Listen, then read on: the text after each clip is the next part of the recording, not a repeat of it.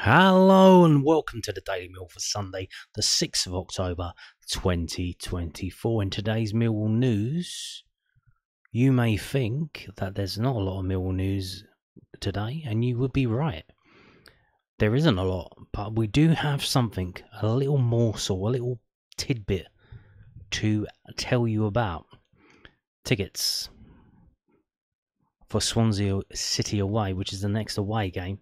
See, we've got two home games in a row, a Saturday and a Wednesday against Derby and Plymouth, and then we got Swansea City away, and that's going to be in 3 Saturdays' time. So yeah, this is from the official site. It was put up today. Mill travelled to Swansea City in the Sky Bet Championship on Saturday the 26th of October, and kickoff is at 3 PM. Wow, a 3 PM kickoff.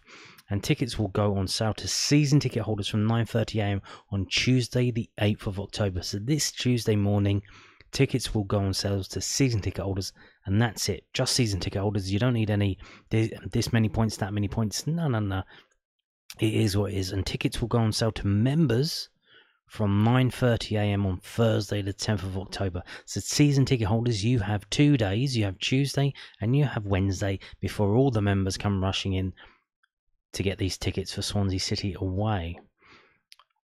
Interestingly and rather pleasantly, we have a lot of concessions here from Swansea as they price their tickets. £28 for adults, £17 for over 65, £17 for armed forces, £17 for 18, 19 and 20-year-olds, and £5 for under 18s and £1 for under 12s, which is very, very good to see, as we see a lot of Premier League clubs, and especially Premier League clubs, reducing their concessions, not doing it anymore. There was some kind of protest over at West Ham. Apparently they don't do concessions on matchday ticket prices anymore, which is absolutely outrageous. So all of you saying, oh, we hope we get West Ham away in the cup, if you're over 65, you'll be paying full price for a ticket, which will probably be about 45-50 quid. So be careful what you wish for.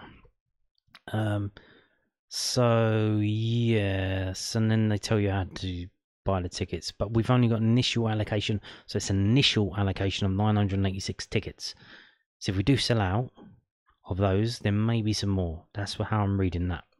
The coaches leave at the Den at 7:30 AM. Coach tickets are priced at £38, which is more than the ticket. So that's interesting. So yeah, that's the real only news of the day. But I'm just gonna, obviously, we now go into an international break now, which lasts for what, 12 days. So I'm just going to remind you and tell you about where you can probably see the fixtures involving the Millwall players. So obviously, if we do it chronologically, they've done it here by player, but chronologically, the first game will be Romain SA for the England under-20s. That probably most likely will not be on YouTube on the England side. It might be on the Italian side. Sometimes they do it, but then how do you find it? It's very hard to find because a lot of spammers put stupid things up that like computer graphics like FIFA and saying it's the live game just to get people to click on it, which is stupid because you click on it and you immediately click off, but that counts as a view apparently. So that's on the Thursday. That's the first game, Thursday the 10th. Then on Friday we have 2 games. Adomio Maku, under Ireland under 21s. That may or may not be on live FAI TV on YouTube. We've already heard and said that Daniel Kelly's game, Scotland under 21s versus Belgium, is on Friday, and they have said that will be live on Scotland national team, I think it's called, YouTube channel. So that will be live if you want to watch a game of football involving a Millwall player. And if you wanted to go there in person, that game is being held at Tynecastle. And this is the ticket site for Hearts. So you go to Hearts website and you click on tickets, and this is where it brings you. You click on all events and it will take you to this. And tickets are £10, which is twice the cost of the England under 20s game. But this is under 21s. But when you go to their site, this is the same. I believe that this is the same engine that Millwall use, because the website is eticketing.co.uk, which is, I believe, is the same that Millwall use. But look at this, you can see your view on the pitch. You can pick your view and like, oh, where am I sitting? You're sitting it, but not only this, look at this. They've got padded seats. And what's that at the front? Is that a USB charger? They got padded seats with USB chargers in Tynecastle. Wow. Wowee. I don't know if this is a new stand or if they just refit it. But man, padded seats. Interesting, huh? So yeah, if you wanted to go in person, obviously this is in Edinburgh, Scotland. If you wanted to see that game, £10. There you go, bosh. If we go back to it, so those are the games on Friday. Then we have 2 games on Saturday. Now this is interesting. We've got Ivanovic playing, maybe, or he's involved with Serbia versus Switzerland, and we have George Saville, Belarus versus Northern Ireland, which is being played in Hungary, Budapest, I assume. Now, as we go to this website called livefootballontv.com, all of the international games are listed as TBC, which is what they were listed as last month in the international break. And what happened then, Viaplay International, who hold the rights, they kept the rights for some reason, because they left the English market. I think due to Brexit, because they're a Scandinavian country, they just decided to leave the market. They sold Premier TV Sports, which they had some involvement in, I think, and maybe they owned it or owned part of it. And they sold them some of the rights that they had, but they didn't sell the UEFA rights because they wanted more money, and they decided to try and hold out for more money, and no one has come in. No one has come in to rebuy the rights. So if you're in the UK, if you go, I think what's going to happen is if you go onto YouTube and go to Viaplay International, you're going to be able to see these games. And if we go to the game, was it on Saturday? You can see Belarus, Northern Ireland, 7:45 kickoff. That you'll be able to watch that for free on YouTube. And Serbia versus Switzerland as well, to see if Ivanovic plays in that. So if it does turn out to be on YouTube, I'll let you know. Obviously, I'll try to share it on my YouTube community, and so stay tuned for that. And if we go back, so then after Saturday we have to wait until Monday, and that game, Czech Republic versus England, is obviously it's not Czech Republic anymore, it's Czechia. They've changed their name for some reason. And that game, even though Czechia is first, it's actually in England, and that is at Doncaster's ground, the Eco Power Stadium. It costs £5 to get in, £3 for 65 plus, and that is a 7 o'clock kickoff. So, and you can buy tickets by going to Doncaster FC's website and checking that out. And you may, watch Romain Esse, because he does play quite a few times for these.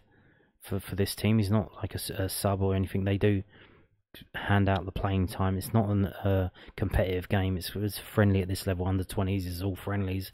There's no official under 20 tournament. So they basically make 11 substitutes and off you go. Now, if we go back to this, so that's on Monday, and then you go to Tuesday, we go back to the other under 21 players, Adomi and Maku. Big game there. Italy versus Republic of Ireland under 21s. Again, I think we'll have to see if that's going to be shown by Italy on the Italian TV channels on YouTube. Maybe not. Or it might be on betting channels if you go to Ladbrokes or Bet365 and you go and on the in-play betting, there'll be a watch live button sometimes. So you might be able to watch it on that, because obviously they want to encourage in-play betting, but it's annoying because sometimes they tell you have to have some money in your account to watch the game, because obviously they're not going to give it to you if you're not going to have a bet, but you don't have to have a bet. Just have the money in your account and then withdraw the money. And then we've got Kazakhstan versus Scotland under 21s. Kazakhstan, that's a hell of a trip for young Daniel Kelly. So that's on Tuesday as well. I imagine that's going to be an early kickoff in terms of our time. So they must be like, what are they, like 8 hours ahead of us? So yeah. And then again on Tuesday, so all 4 of the games are on Tuesday for Amaku, Kelly, Saville and Ivanovic. We got Spain versus Serbia and Northern Ireland versus Bulgaria. Now I think it's the same situation if we go to Tuesday. Yeah, because the Northern Ireland games haven't been snapped up by BBC Northern Ireland. So the Wales games have been snapped up by S4C and BBC Wales. But the Northern Ireland games, again, will probably be on YouTube on the Viaplay International channel, so you can watch it on that. So there you go. That's your international week ahead if you wanted to catch up and keep in touch with the Millwall players and how they do. Hopefully, obviously, don't get injured, especially Ivanovic. For the love of God, please don't get injured. We don't need any more injuries. See, Maku's probably going to be out for the Derby game, so he'll be back for the Plymouth game, hopefully. And SA as well. Hopefully he doesn't get injured. But so yeah, that's what's coming up this week in terms of Millwall internationals. Obviously, if you're not interested in watching that, if you can't really be bothered, just watch this channel. I'll let you know how they get on, and I'll try and share anything that happens as soon as it happens. So yeah, that's that. Now moving on to this, I'm going to talk about the under-18s. Don't usually like talking about the under-18s because they're basically kids still. You know, it's not. I don't feel comfortable talking about them because they're just kids, and especially you don't want to big them up too much because especially last season we saw some of the better players for the under-18s. You know, they got released. They didn't get taken on into the under-21s. Because there was the standard at the under-21s. They're trying to set a standard, and they look for players at that level, either at the under-18s or elsewhere at other clubs. You know, there's a lot of players being released, so it's very competitive. Like, you're not, even if you're like the best player in the under-18s, doesn't mean you're going to get signed a contract and move on to the under-21s. It's not working like that anymore.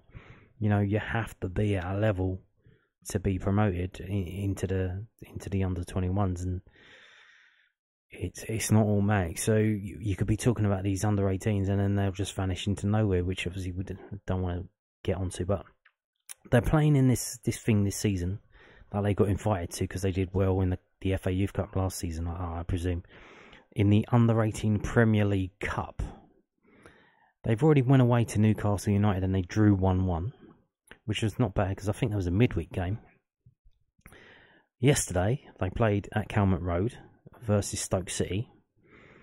They were losing 1-0, took it to 1-1, losing 2-1, come back to 2-2, ended up winning 3-2. You can see here Abdelaziz scored 2, Beaumont scored the third, and so they won 3-2. This is from youthhawk.co.uk. They don't have the table updated, and they don't have the final set of 2 fixtures, so we're going to have to move on to uk.soccerway.com to get that. This is a 7-group competition. There are 7 groups.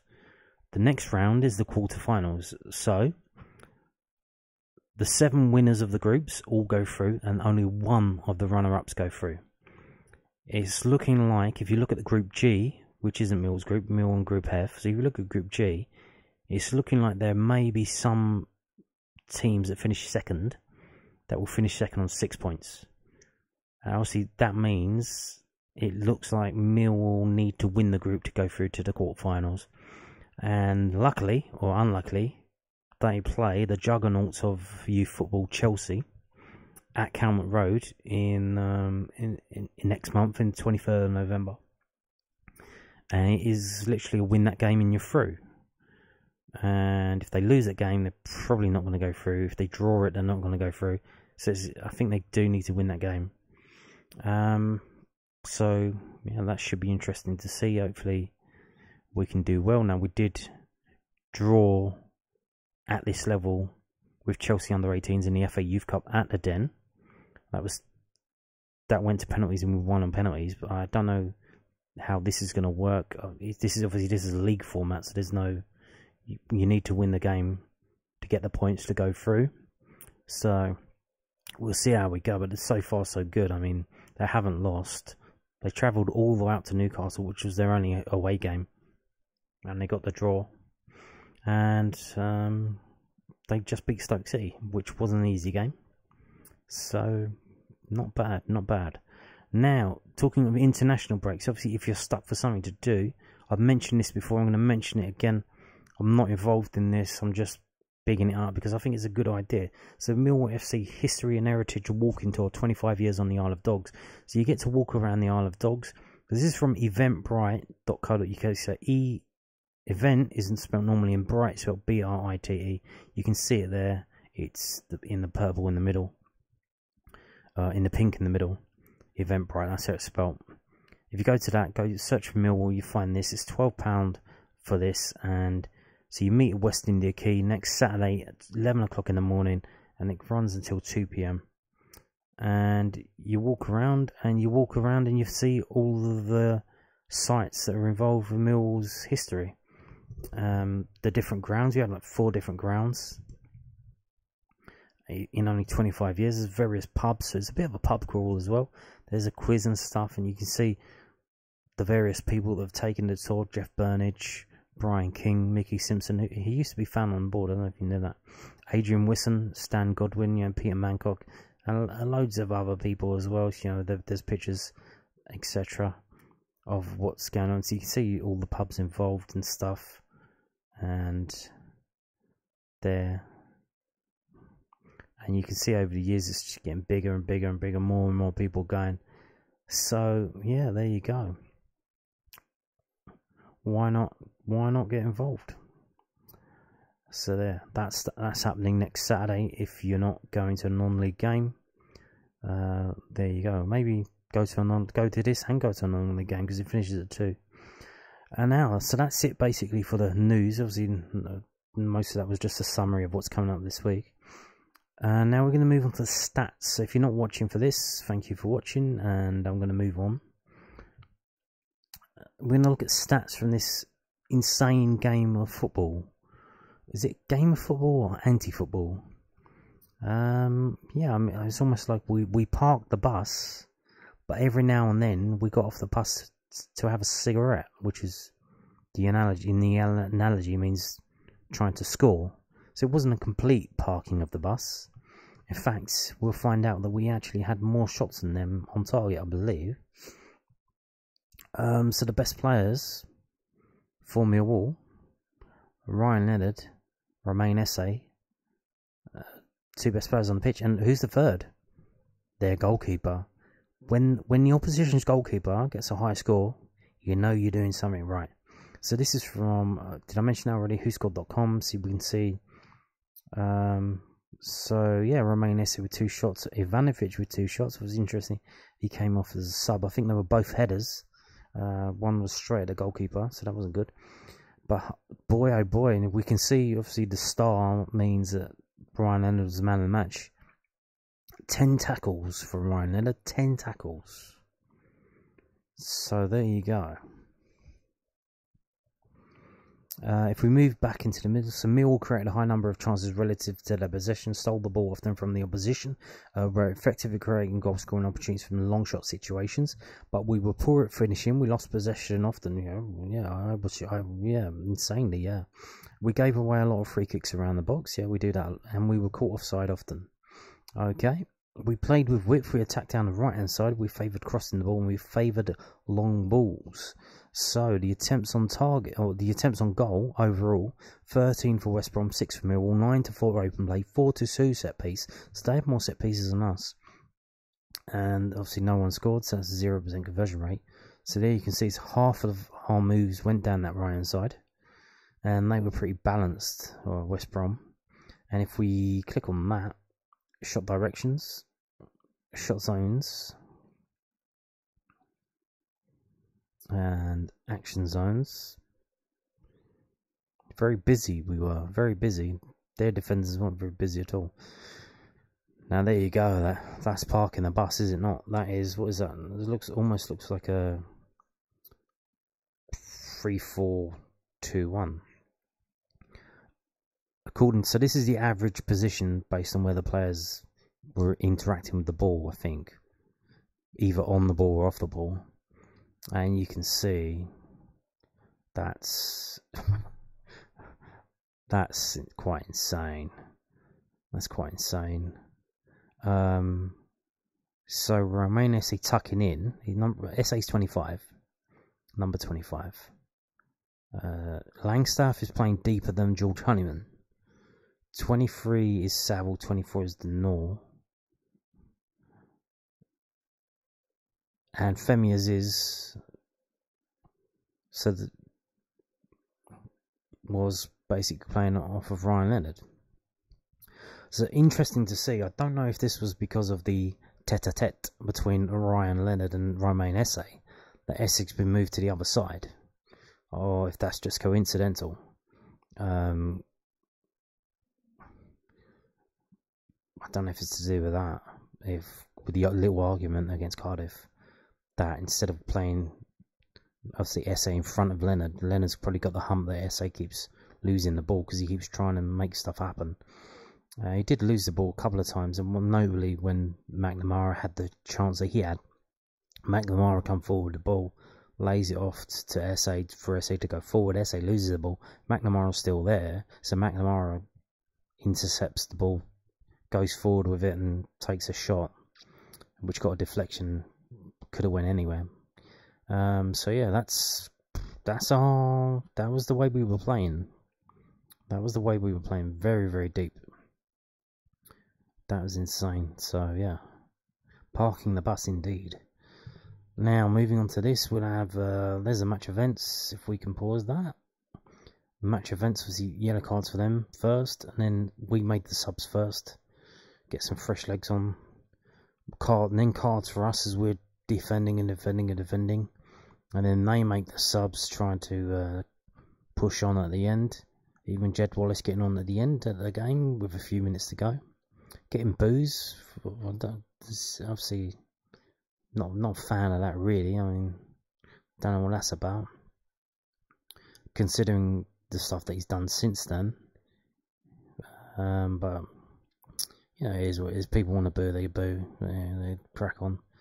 It's a crowd of 24,158. If you look at the club badge at the top left, top right, you can see the average player rating for each team. It's 6.62 for West Brom, 6.75 for Millwall. So Millwall better, because obviously Millwall doing more defending and doing it well, and that's getting them the stuff.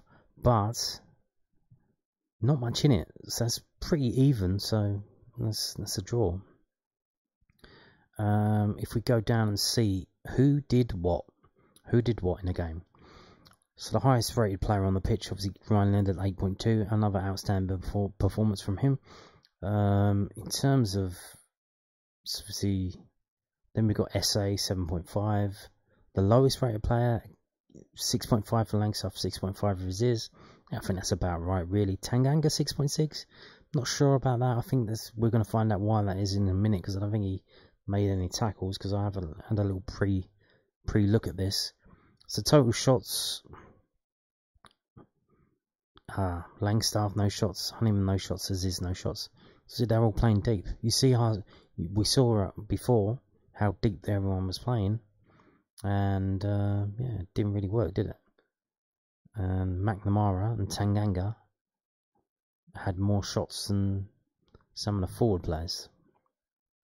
Interesting though, when Ivanovic came on and he gave that aerial ability, which Langstaff obviously doesn't have, but we still keep trying to ping balls up to him, and he got 2 chances, so he's getting about two chances a game average, and he's what would you say, 20-minute cameos. But yeah, he needs to maybe put one of these away, or if not put it away, just set someone up with a flick on header or something, you know. We need to have some productivity from him. Possession wise is insane. 79.5% to 20.5%. That is insane. Insane. But yeah, that's just proves you don't. But look how many shots we had. We had half as many shots as they did, with only 20% possession. You know, that's insane. So yeah.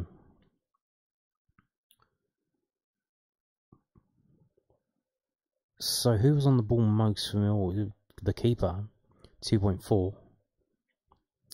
which is nearly close to their Josh Maja 2.1. So yeah, not really on the ball at all. So if we go down to pass success percentage, 89% to 59%. Yeah, again, the passing was woeful, wasn't it? Obviously, when everyone's tightly bunched up and they've got defensive stuff to do, when you do get the ball, who are you passing to? Like, you're passing it sideways or backwards because there's no one in front of you. Dribbles, 8 to 6. Again, SA with 4 dribbles. He was the main outlet going forward, was he not? Aerials 1, 14 to 16. So obviously, them going forwards, they weren't doing any aerial stuff, really, was they? Not really. But Leonard won 5. And obviously, so he won all those tackles and won all those headers. Tackles 1, 9 to 30. Obviously, if we don't have possession of the ball, and if we keep giving it away to them quite easily, they don't need to tackle us. So 9 tackles they won, and we won 30 tackles because we had to tackle them to get the ball off them. So there you go. Leonard with 10, Tanganga with none, Cooper with 1, McNamara with 1, Saville with 3, Honeyman with 5, SA with 4. So SA getting in on the tackles. Corners 5 to 2. So these are the players who won the corners. Dispossessed, having the ball taken off you, 11 to 3. And yeah. So again, fellows, who did that? Probably Danny McNamara, haven't taken the ball off of him. So there you go. If we move on to this and we look and see, so how many? So they had 13 shots, yes. How many shots did they have on target? 3. That's the way to do it. Don't give them a clear-cut chance. I think the worst one was the ball, the first one that they had. The ball through, splitting the centre-backs between Cooper and McNamara. And the guy ran onto it, laid it across to Maja, and he just blasted it over. I mean, that was a close call, but I think that was the worst one. But even then, that wasn't on target, was it? So how many how many shots did we have on target? So we had 6. We had 4. We had more shots on target than they did. With our 20% possession, our 59% accuracy passing, we had more shots on target than they did. To be fair, a few of them were powder puff headers right at the keeper, but they were on target nonetheless. So there you go. That is it. That is pretty good. Pretty good. So you can see, so Ivanovic, 2 shots on target, which I think were both headers. 8 touches of the ball. So 2 of the touches of the ball that he had were headers towards goal. There you go. That's not bad, is it? So ratings wise, Ryan Leonard head and shoulders above everyone else, 8.2. Almost a whole point above Romain Esse, 7.45. Danny McNamara, 7.28. George Saville, 7.23. And then we go to under 7s. And yeah, about right. So you can see the 4 substitutes, which is how it should be. The 4 substitutes are the lowest rated players. And it should be like that because they have less time on the pitch. So if they come on and get a higher score than the player they replaced, that doesn't look good for the player they replaced. But there's not much in it. But see, Ivanovic 6.07. But for 8 touches of the ball to get 2 shots and 2 shots on target, that's pretty decent. That's pretty decent. What else have we got? So if we move on to this, so they said we were offside a lot. Yeah, that's a lot of offsides. 3. That's a lot of offsides. What else have we got? Let's move on to defensive stuff. So who did all the defensive stuff? Seems like it was Ryan Leonard. So Ryan Leonard, 10 tackles, 0 interceptions, 6 clearances, 2 block shots. So talking about the shots they had was it 13? They only had 3 shots on target. So 2, 4, 5, 6 shots were blocked, and the rest were off target. So 6 were blocked, 3 were on target. So that's 9. That leaves 4 were off target. So that's it. That's what you got to do. Block the shots so they don't get even near the goalkeeper. So going to tackles, George Hannon with 5, Romain Esse 4, George Saville 3, Femi Aziz with 2. So people moaning about Femi Aziz's performance. He had the 5th most tackles in that game for Millwall. Interceptions, George Saville with 3, and then all of these players with 1. Clearances of the ball, Jay Cooper with 8, Leonard with 6, McNamara with 3, Tanganga with 3, and even Esse, Aziz and Langstaff with 2 each. Blocked shots, as we've just seen, Cooper with 2, Leonard with 2. So there you go. Passing wise, passing accuracy was absolutely abysmal from everyone, really. George Saville 80% off of 15 passes. George Hanneman 77.8 for 9. That's insane. George Hanneman was on the pitch for 90 minutes. He only passed the ball 9 times. Wow, that is insane. Obviously, doing a lot. Obviously, not getting on the ball, doing off the ball stuff. No, I'm not saying he's not doing anything, but the fact that he only had 9 passes in 90 minutes, that's 1 every 10 minutes, just shows you how we were playing, really. Yeah, these passing numbers are really low.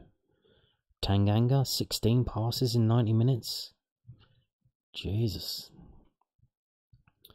That's really low. That is really, really low. And, yeah. So crosses and accurate crosses. You see George Saville 4 and 1. 4 and 1 for Honeyman.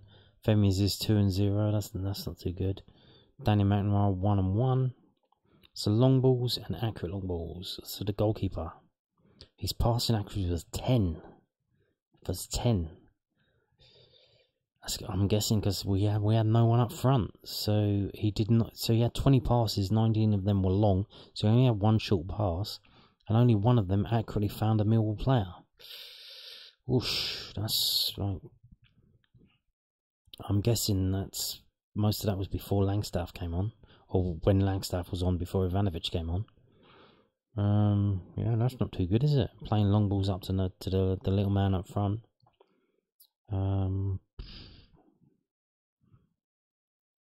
Okay, who's that there with 3 and 3? Casper North 3 and 3.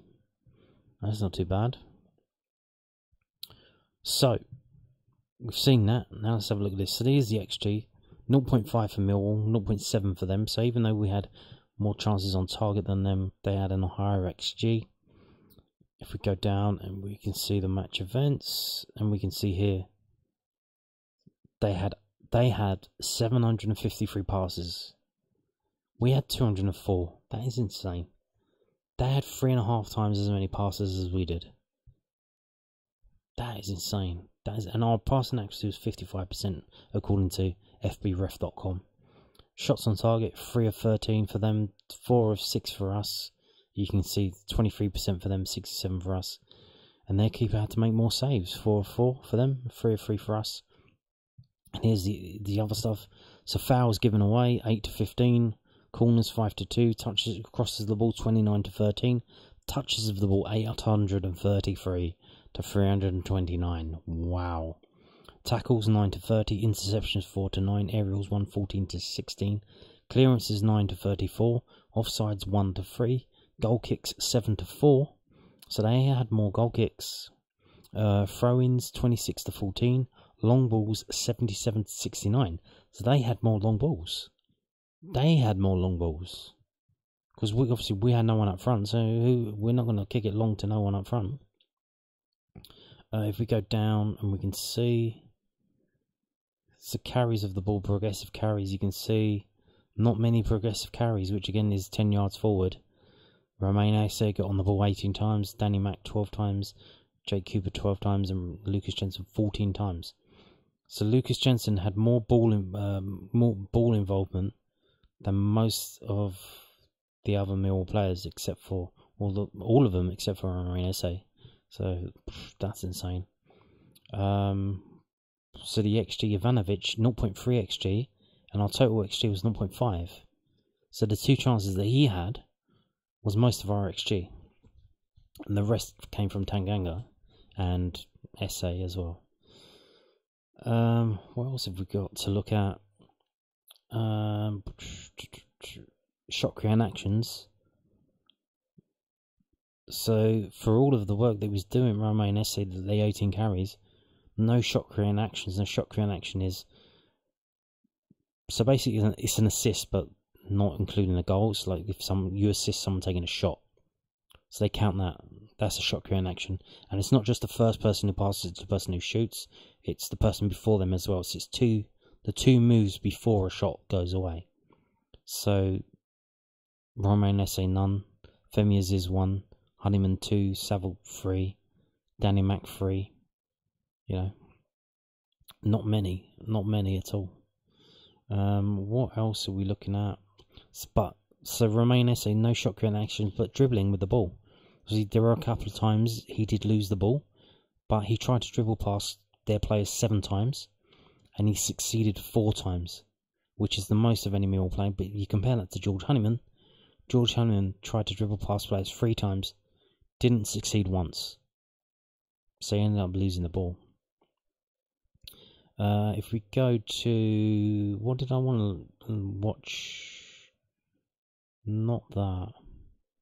So let's see if how many touches did we have so we had 9 touches in their penalty area, in the attacking penalty area. 9 touches of the ball, just 9 touches of the ball, the whole team. In the attacking third, it was 59, which, you know, just tells you how insane it was. If we go to, let's see if they're still passing the ball long to Macaulay Langstaff. So where's the aerial duels? It's here, no? Yeah, here. Okay, so they weren't really pumping it up to him. Macaulay Langstaff, 2 aerial duels. He lost them both, obviously. Ivanovic, who won 1, lost 3. Romain Esse, 2 and 2, 50%, not bad. Femi Aziz, 2 and 4. Jules Saville, 3 and 0, so he won all of his aerial duels.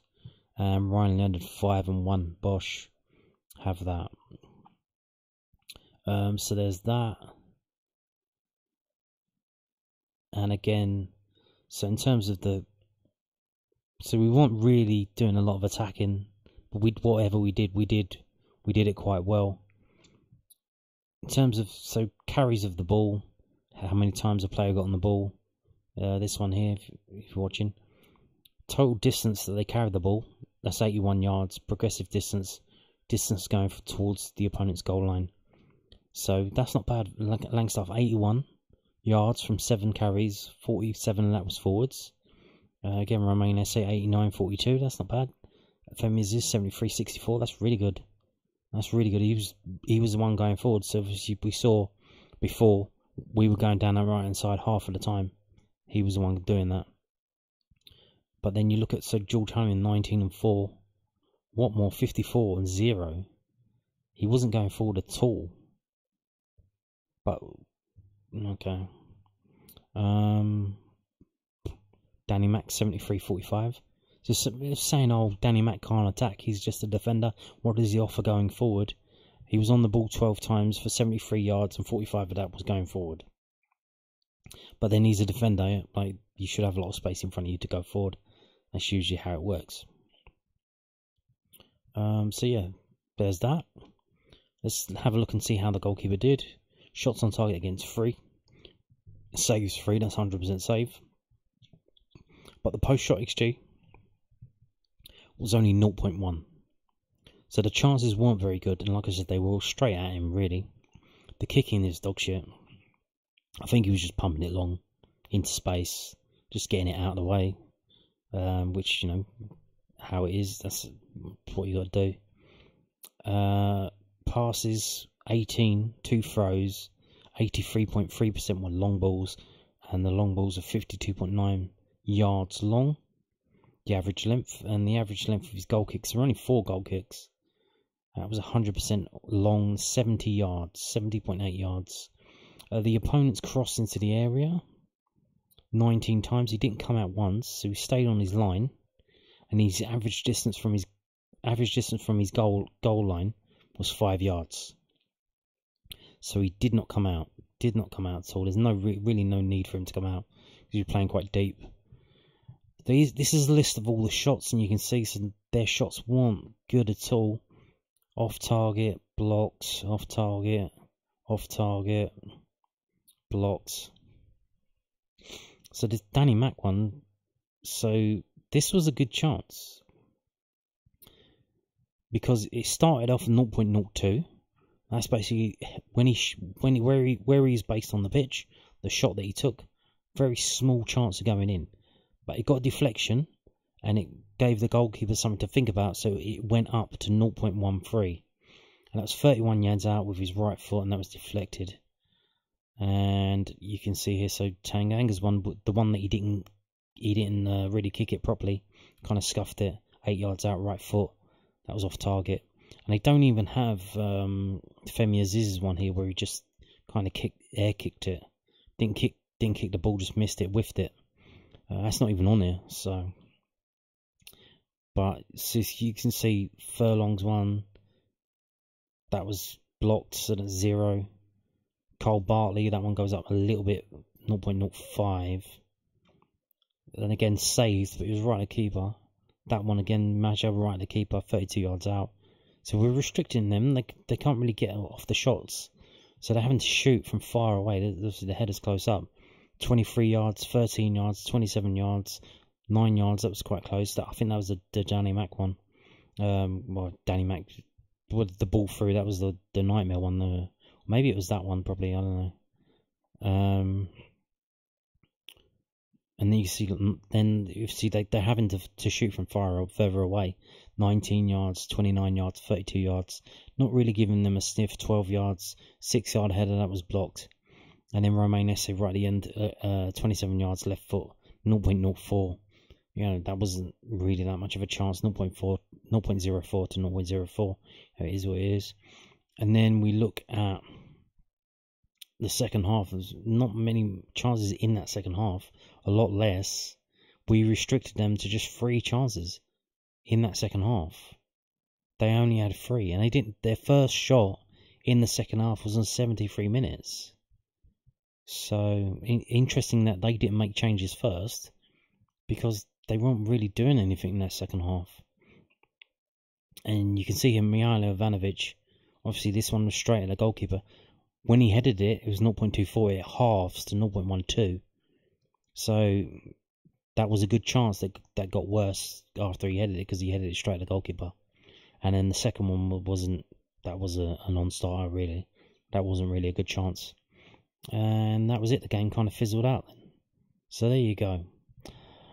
That is the story of the game. A weird and wonderful game, where Millwall players huffed and puffed, and they kept the clean sheet, and they nearly nicked it, because we had better chances than them. Just unfortunate that you would imagine, I don't know, if it was Coburn coming off the bench for that, would we have scored those headers? I don't know, but there you go. And on that note, thank you for watching, and goodbye.